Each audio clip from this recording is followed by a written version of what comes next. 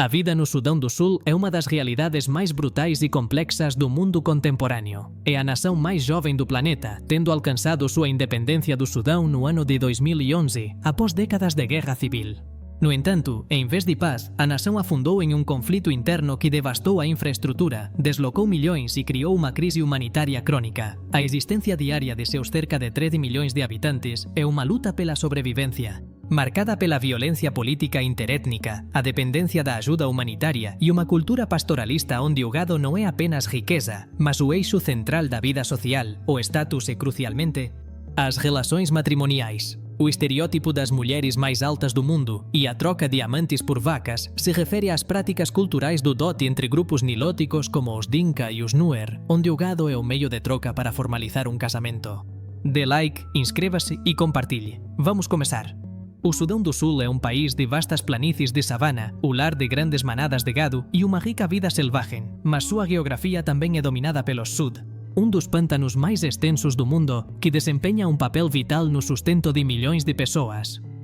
O nascimento de uma nação e o conflito contínuo. A independência trouxe a promessa da paz, mas a vida tem sido definida pela guerra e pelo subdesenvolvimento. A guerra civil pós-independência. No final do ano de 2013, as tensões entre as duas principais figuras políticas e grupos étnicos, o presidente Salva Kiir, Dinka, e o ex-vice-presidente Riek Machar, Nuer, escalaram para uma guerra civil que fragmentou o país.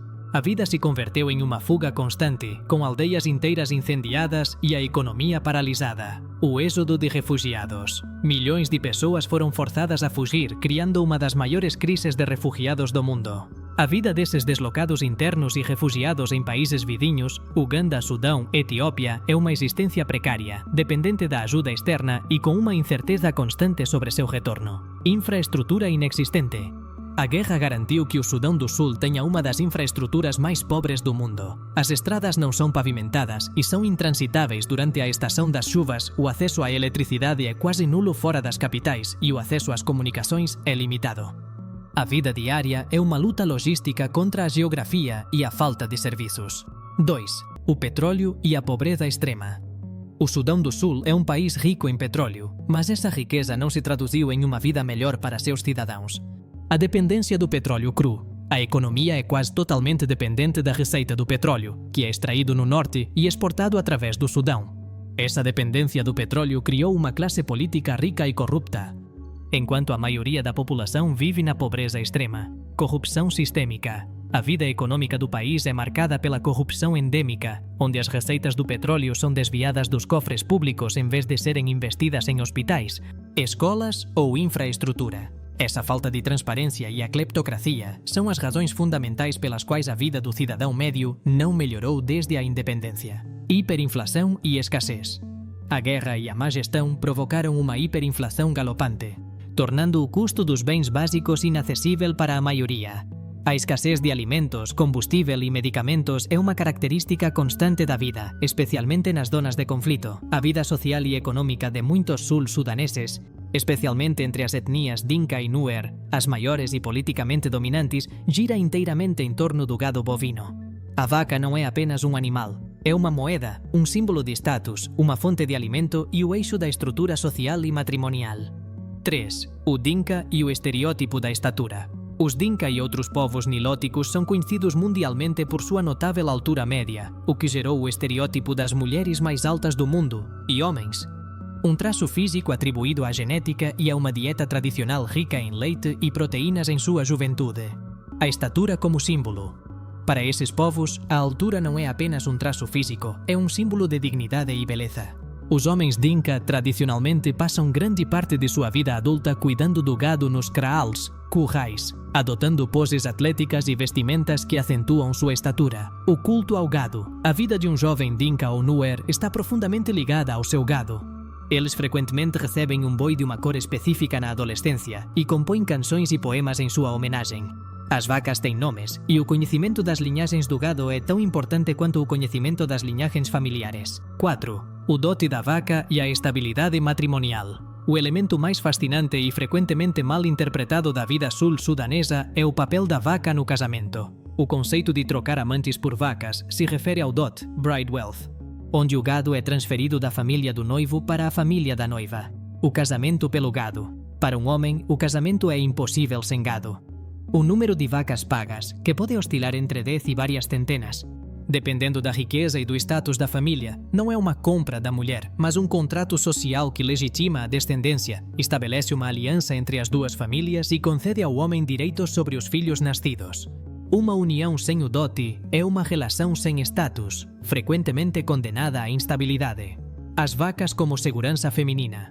O dote, uma vez recebido pela família da noiva, é distribuído entre sua linhagem materna, proporcionando à família da mulher uma rede de segurança econômica e uma reserva de status. Se o casamento falhar, o gado deve ser devolvido, um processo complexo que garante que os casamentos sejam levados muito a sério. A vida da mulher é assegurada pelo dote pago por seu marido, o que reforça seu valor social dentro da linhagem. As mulheres e a influência. Embora os homens sejam os que negociam e pagam o dote, a influência das mulheres na escolha do noivo e na negociação do número de vacas é considerável. A reputação de uma mulher e a beleza de suas filhas influenciam diretamente a riqueza que ingressa na linhagem materna. As mulheres dinkas são tradicionalmente conhecidas por sua independência de pensamento e sua capacidade de expressar seus desejos, apesar de viverem em uma estrutura social patriarcal. Dê like, inscreva-se e compartilhe. O conflito interno, as inundações recorrentes e a dependência da ajuda criaram uma crise humanitária que domina a vida diária da maioria dos sul-sudaneses. 5. A fome como realidade diária. O Sudão do Sul está constantemente à beira da fome, insegurança alimentar. A guerra impediu que os agricultores plantassem e colhessem e interrompeu as rotas comerciais. Milhões de pessoas padecem de uma insegurança alimentar grave, dependendo totalmente da ajuda alimentar internacional para sobreviver. A vida se concentra na busca constante pela próxima refeição. O impacto das inundações. As mudanças climáticas exacerbaram o problema. Nos últimos anos, as inundações macizas submergiram vastas zonas do sul e as áreas circundantes, destruindo aldeias, plantações e forçando as comunidades a migrar continuamente. A vida nessas zonas é uma batalha contra a água, que deslocou até mesmo as comunidades pastorais acostumadas a se mover. O papel das organizações não governamental, organizações não governamentais. A vida da população civil está intimamente ligada à presença das organizações não governamental e das agências das Nações Unidas.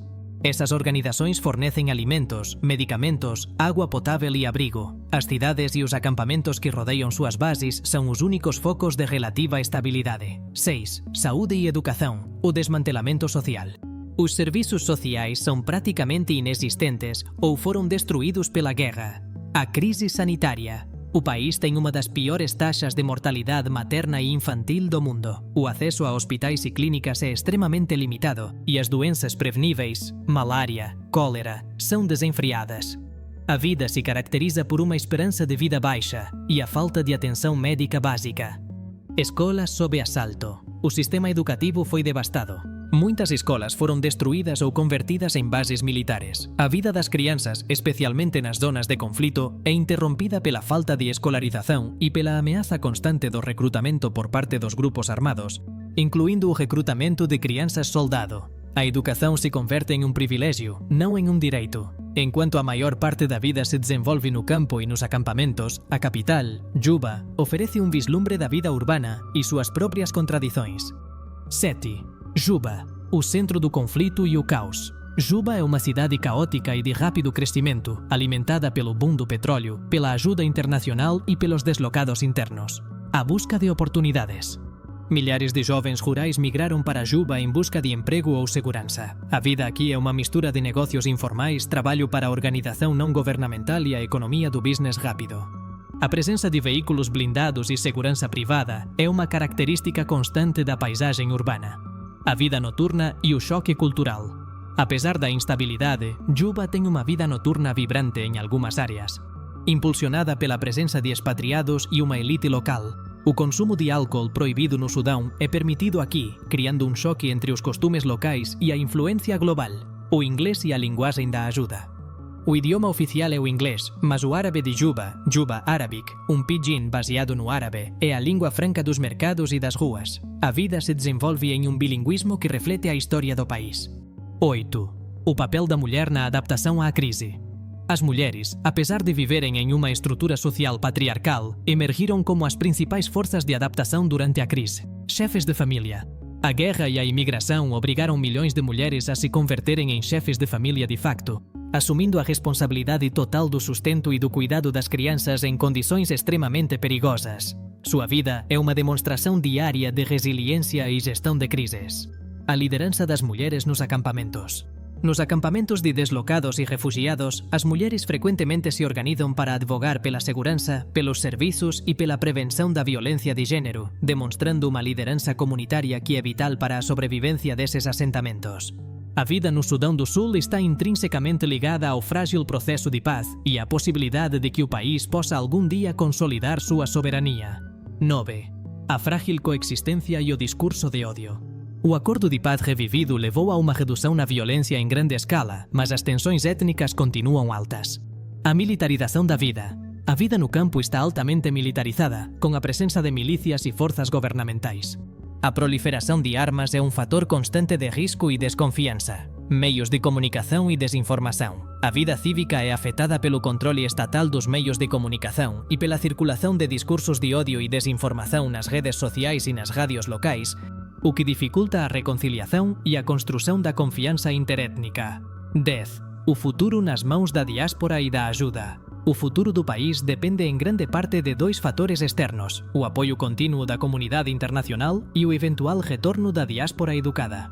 A dependência da ajuda. A vida continua insustentável sem a ajuda humanitária. A retirada da ajuda poderia desencadear uma fome maciça e o colapso dos serviços básicos. O papel da diáspora. Uma parte significativa da população educada do país vive no exterior: Estados Unidos, Austrália, Canadá. O eventual regresso desses profissionais com habilidades e capital é visto como a única forma viável de reconstruir as instituições e criar uma vida sustentável a longo prazo. Dê like, inscreva-se e compartilhe. Até a próxima.